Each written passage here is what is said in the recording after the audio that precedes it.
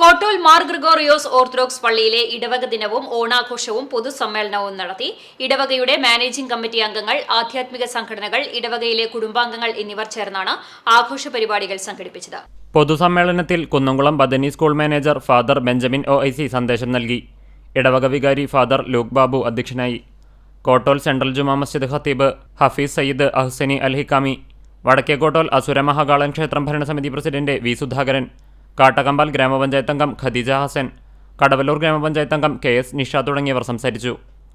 പരിപാടിയിൽ വിവിധ കലാകായിക മത്സരങ്ങളും വിനോദ മത്സരങ്ങളും നടത്തി.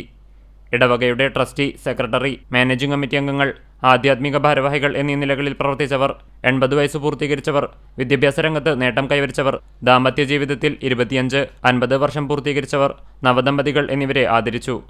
പരിപാടികൾക്ക് വികാരി father Luke Babu, trustee PM Jose, secretary Wilbin K Wilson എന്നിവരടങ്ങുന്ന മാനേജിംഗ് കമ്മിറ്റി നേതൃത്വം നൽകി. CCTV news Perumpilavu.